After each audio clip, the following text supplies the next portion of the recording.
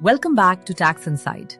Jeet sir, the old Forms 24Q and 26Q have now been replaced by Forms 138 and 140. What's behind this change?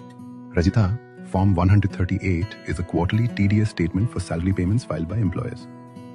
Form 140 covers non-salary payments made to residents such as professional fees, rent, commission, and similar payments filed by deductors. So is this just a renaming exercise? Or has the system improved as well? It's a significant upgrade. The new forms come with traces-based auto prefill, real-time validations, user-friendly drop-down menus, and checkbox verification. Also, tax, cess, and surcharge are now consolidated into a single tax column, making reporting simpler and clearer. That definitely sounds much more efficient. Absolutely. It saves time, reduces errors, minimizes mismatches, and enables faster processing, benefiting both deductors and deductees.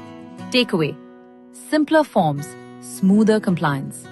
See you in the next episode of Tax Insight.